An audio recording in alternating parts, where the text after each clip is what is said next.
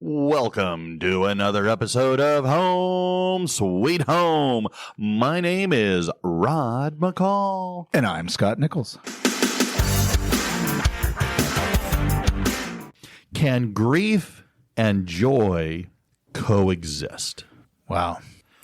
I mean, instantly when I think of grief, I think of things like funerals. Yeah. So, wow. Well, let's find out because Okay. I don't know. I don't know the answer to this. Well, I mean, you're right. Funerals, times when we feel sad, times when we are mourning. And I'm sorry to say I've done way too many funerals. Mm-hmm. And, and you're feeling sad, but at the same time, I am reminded that a funeral is also a celebration of life. Sure. And celebration is remembering good times, joyful times, happy times. And so the question kind of hit me. And I mean, grief is way more than just a funeral. Sure. But they are an easy, as you mentioned, that was the first thing that came to my mind. It is something that I wanted to, again, I do a lot with grief. And I help run an online divorce support group on Tuesday evenings. And in that, there's a lot of grief. Right. And we have I always choose a topic and I go, okay, today's question, let's talk about this and use this to catapult our conversation for the week. And sometimes it leads to a lot of laughter. Yeah.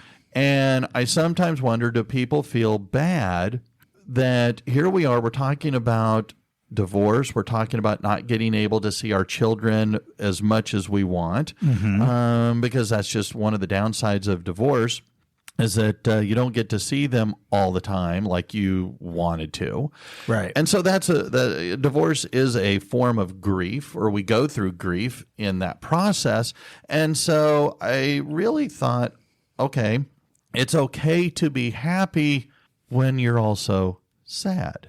And so, yeah, I mean, there are times where, I miss my dad a lot. I mean, he passed away. It's been, this will be 3 years, but with the dementia, it feels way longer than that. And so I'll feel sad, but then I'll think about all the fun times. Right. And I'll think about a joke that he might say. And so as a result, I'll be, what started as something maybe sad turned into something happy. Mm-hmm. And so I don't know. That's kind of why I thought, well, do we feel guilty when we feel joy at times of when we feel like, well, man, I should be feeling sad. I should be grieving. I shouldn't be having happy thoughts. Yeah. I mean, I am so, and I've definitely gone through grief before. I haven't lost my parents as of this date yet. Mm-hmm.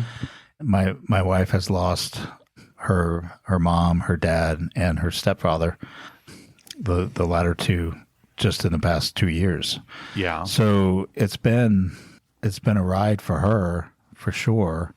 And maybe I'm not alone, right? But this whole grief thing, I don't know what that looks like, what it's supposed to look like, what the expectations are.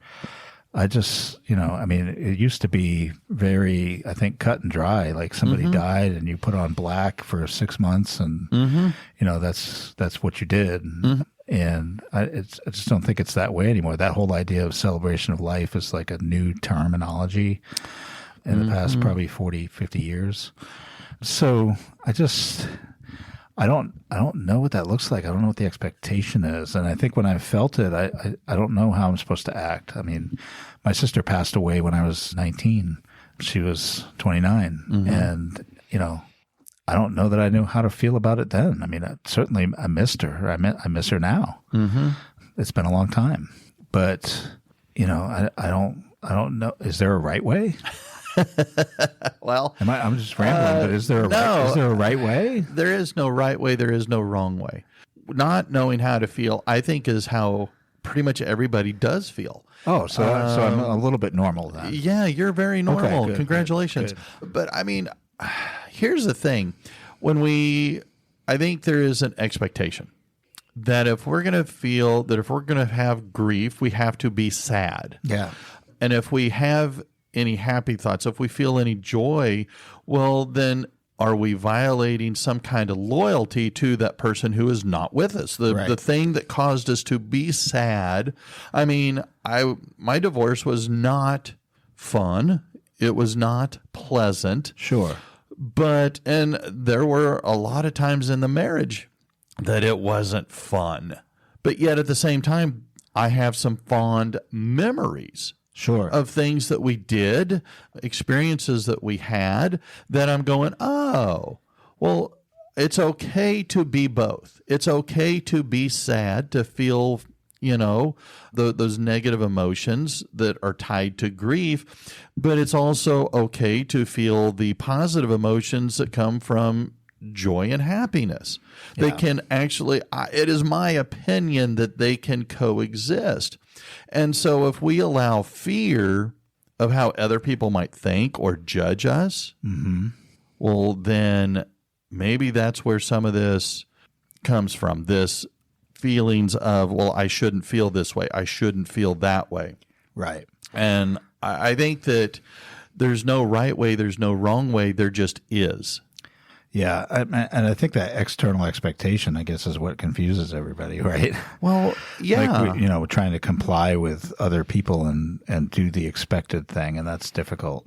This reminds me of, since we all talk about reading, right? This book that I read back in January by Zora Neale Hurston, right? Their Eyes Were Watching God.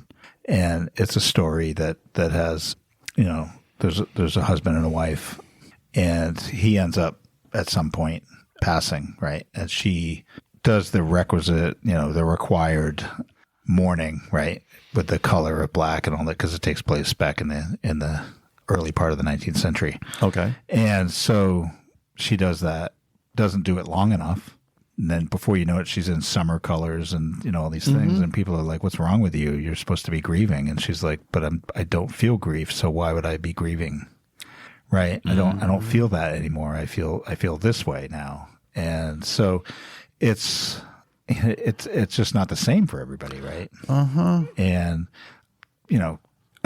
she has another situation later that's similar, but she feels some joy in that as well as grief at the same time. And I was kind of taken by this topic because of that. Okay. I think it's possible. I don't know what that looks like. Well, I think sometimes there's a high level of guilt for feeling something other than the grief, the sadness, the negative emotions. And you feel guilty for feeling happy. And here's the thing, every emotion that we have is complicated.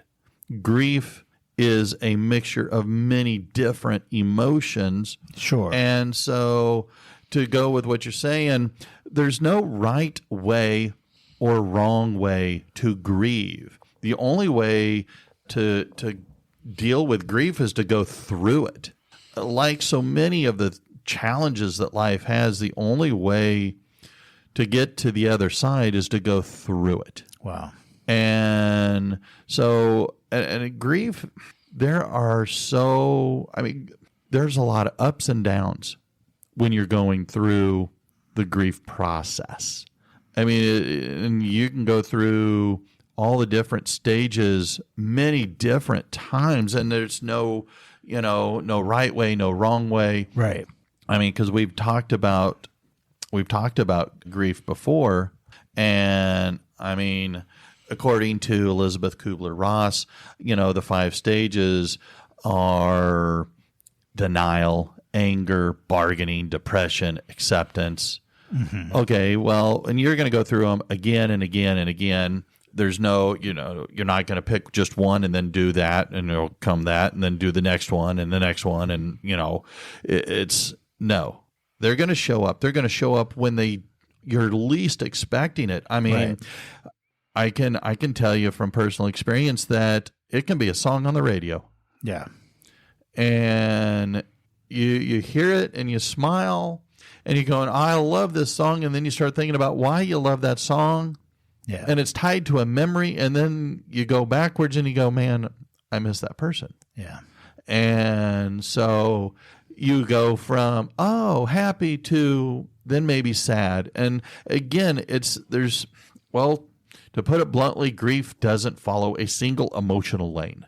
It is like a shotgun approach that just keeps repeating itself. So there's not like a playbook or a map that can take us through this? I mean, no, it's, I will tell you. Do it? Wow. You just have to go through it and experience it. And I think a lot of time the pressure to perform grief correctly comes from outside. And you're saying, in the book, well, why are you should be wearing black? Well, I don't feel black, so why am I going to wear black? Right. And I guess part of this comes from the confusion that these emotions do not they're not singular, they overlap. And I mean, you can simultaneously feel warm and fuzzy, but then you can feel the sadness, and then here comes the tears, and then then that inner critic comes to play and goes, it's been 5 years. Why are we still crying? Right. Get over it. Move on. Well, I don't know. And then sometimes you can be stuck. Yeah. And it's kind of like I'm stuck in this grief mode. Why can't I get through it? And it's kind of like, well, you have to grieve at your own pace. And I don't know. It's so a lot of that guilt you mentioned comes from outside. I think so. I mean, how should we respond to that? I mean, is that, should I care? Well, what other people are thinking when I'm going through this process? Well, it goes back to that inner critic. That inner critic that we've talked about before, that the inner critic says, well, you should. Yeah. You should be here. You should be there. You should be doing this. You should be doing that. You should be feeling this. But we just said there's no map. Yeah. But then there's this social mindset. There is the belief, whether it comes from church, whether it comes from our religious beliefs, maybe it comes from society, maybe it comes from what we believe society thinks, maybe it comes from social media nowadays, maybe it comes from, Hollywood and the way they portray that, well, shoot, they went through their grief in a 30-minute episode. Unless it was really bad, then it was a 2-parter. Right. But it's I don't know. I don't know how to be able to say about that outside pressure. And maybe the outside pressure is non-existent. It's our own inner critic that is saying, well, people are saying this. Right. And maybe they aren't really saying that at all. Or we just think we should feel guilty. For something. I don't know. It's probably a fault in my character that I often just don't care what other people think. No, I wouldn't call it a fault. I would say congratulations. Regardless. No, I mean, I think sometimes it can be a fault, right? Like there are things probably where I should care what people think. Sometimes I don't, and it's just especially about things like this. Like if I'm the one going through it, so I don't think you get to evaluate it. And I think maybe that once you've gone through it, you become less critical of other people who are going through it. I think that that's a big part of it. You get, as we've talked before on more than one occasion, the having shared experiences allows you to have empathy. Yeah. And I just want to say very clearly that just because when you're going through a grieving process that you feel a little bit of happiness, a little bit of lightness or lightheartedness, it doesn't mean that you're done grieving. It just means that you're able to rise above it for a little while. Right. That's important. I don't know. I mean, I sometimes wonder too. And again, where this belief comes from, I cannot tell you specifically, but do we feel that if we don't stay sad long enough, we're not honoring the person or the event or the situation, are we not showing it its due respect?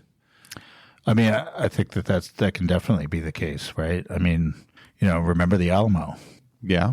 right? And there's probably a whole group of people nowadays that would be like, the what? Mm-hmm. Yeah. Don't ever forget, December 7th. Well, what 9/11. What happened that day?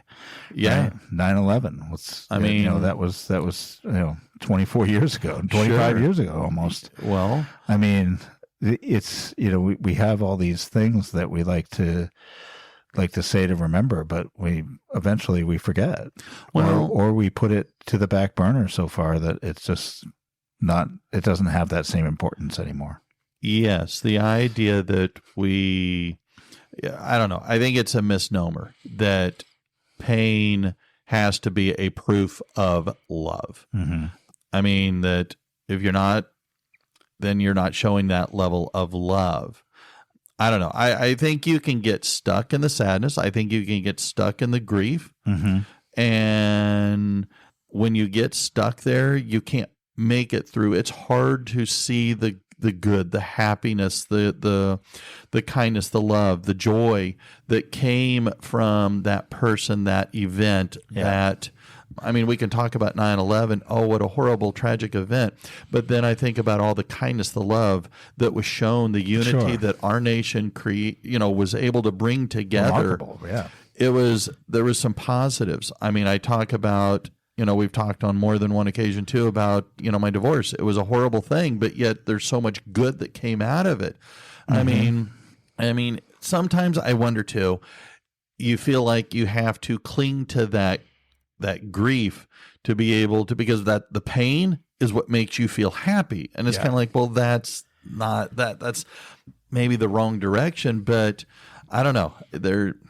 I think all of this is a function of that we live in a construct that it requires us to have linear time.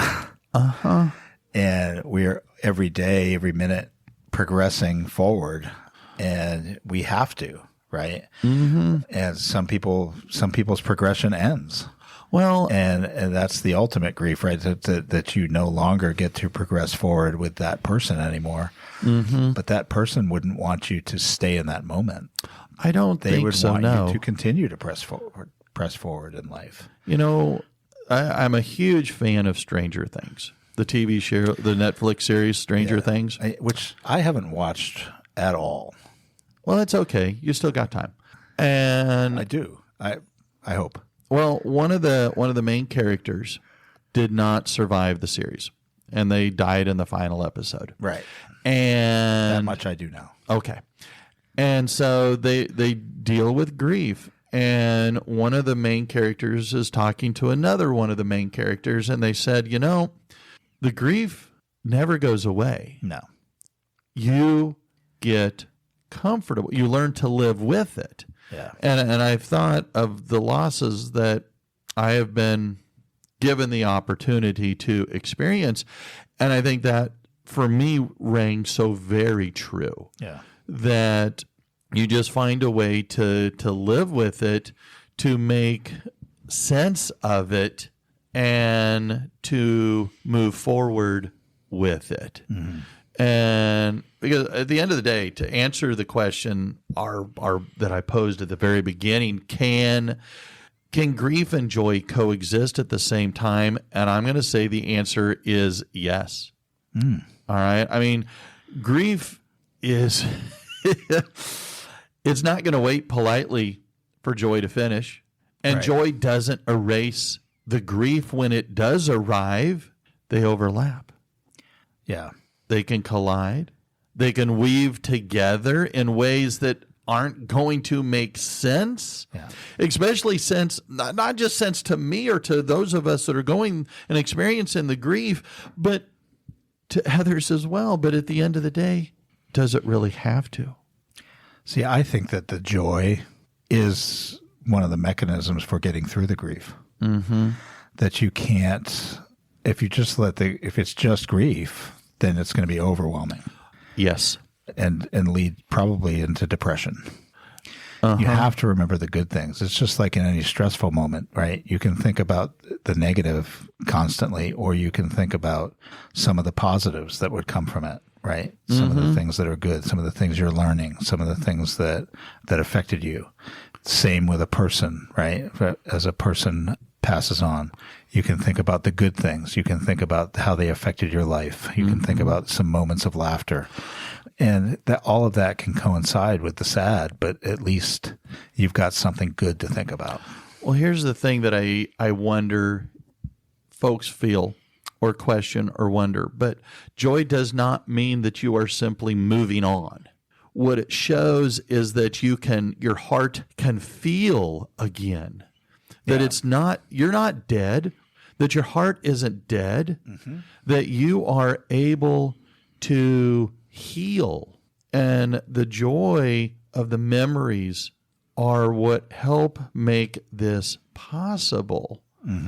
And that you are able to, your capacity to feel comes from that love, and it's not in spite of it.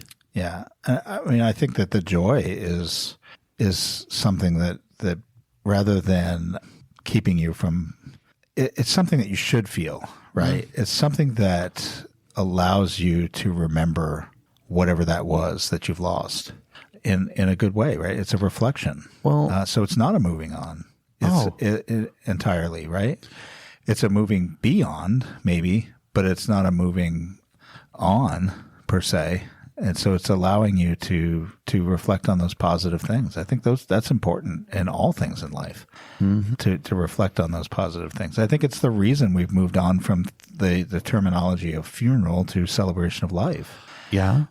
One is much more joyous. Well, I mean, and most of the speeches are much more about the good things that person impacted in people's lives, rather than just a list of accomplishments or something. Well, yeah, I mean, okay, when you laugh, it's not because you have forgotten what caused the grief. You're not forgetting that loved one or that time together. It's because something in that moment has reached you that has generated a positive response, a positive emotion.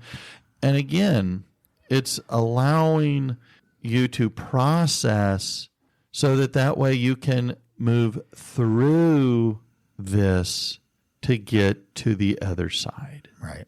I know joy. I will say this: joy doesn't weaken our grief. Right. It helps soften the edges, though. Soften it enough so that you can keep going on, so that you can still be you. You can live your life.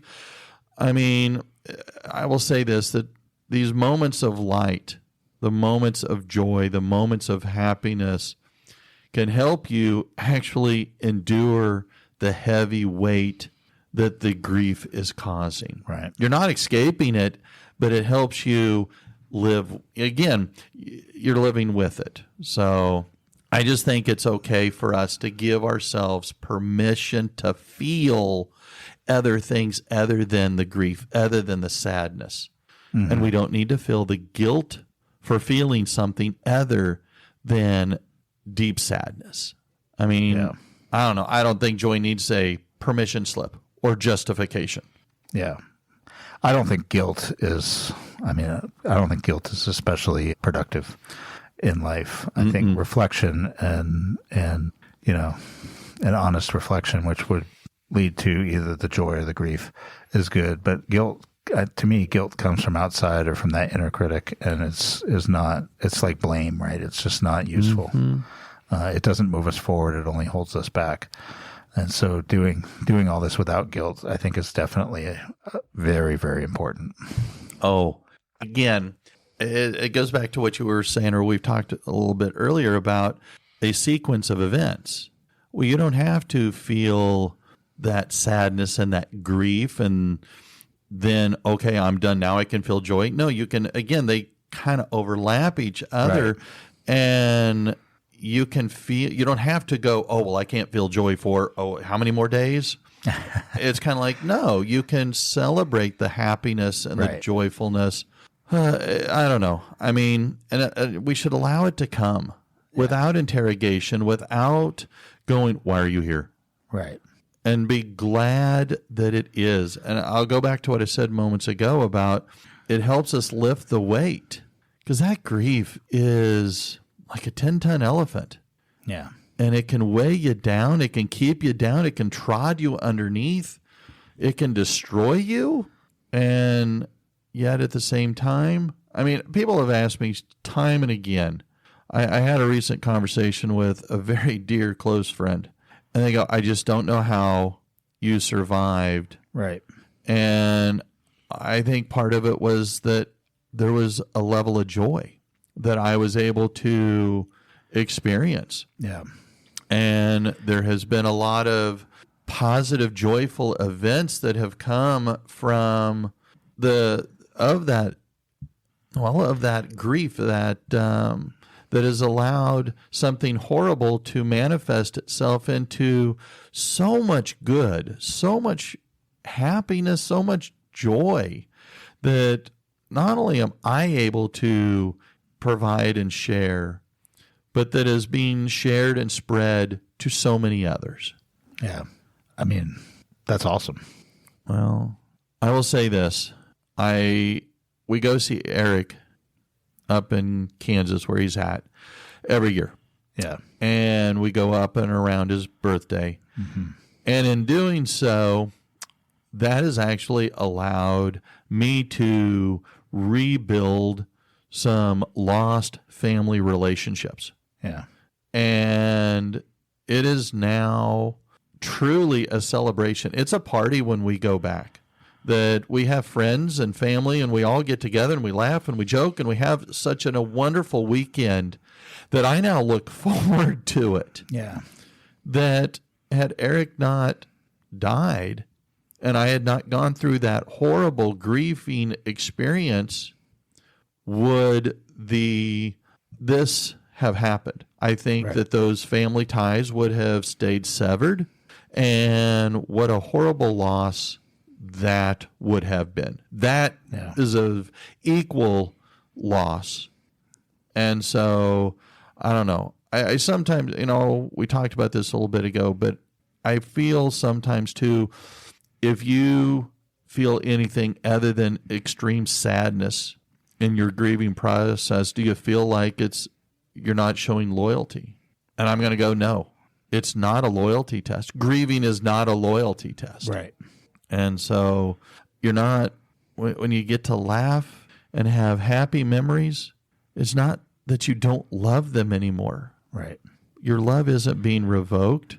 In fact, it's the joy that made that love possible in the first place. I think that all our experiences can have moments of grief and moments of joy, right? Mm-hmm. And that's kind of what life is about. So, well, life is to be lived. And grieving is part of that life experience. Yep. And if we don't live life to its fullest, then are we really living? Mm-hmm. It's okay to be down and sad, but I hope we don't stay there. Right. I don't know. Grief is strange. I'll tell you straight up. It is strange. It is unpredictable, but it is also deeply human. Yeah. And as we shared, it doesn't follow a straight pattern or a straight line. It's not, as you said, it's not linear. It does not. And it's a mess. Oh, yes, because it doesn't make sense. Yeah. There's no rules. There's nothing. It exists. And I will say this, joy is a part of that. Yes, it is. So. Agreed. I don't know. I know that we're up. In fact, we've gone over. I just want to say you don't have to choose between grief and joy. You can have both. Hold on to them both. Yeah. So anyway, again, it's an excellent topic and such a confusing one, even still for me. Right. I mean, I haven't been through, not in a long time, those kinds of levels of grief, but I see it happening around me all the time. People lost and, or situations that have caused that. But I think that there's always, and there's so many ways and so much writing that there's, joy in sorrows. There's joy in pain. There's joy. So, I mean, joy and grief make sense to some extent, while also being a little bit confusing. But we shouldn't deny ourselves that. That's for sure. No, because laughter is not betrayal. Warmth is not forgetting. And feeling okay for a moment isn't abandoning your love. So, anyway. All right. Well, we went heavy this time. I apologize, but I felt it was a topic that, well, was worth exploring. So thank you. Yeah. Well, and again, help us out with some ratings on the different platforms, and so shoot us an email. We'd like to hear from you. Yeah, let us know. All right. Well, until next time, I'm Rod. I'm Scott. See ya. Bye-bye.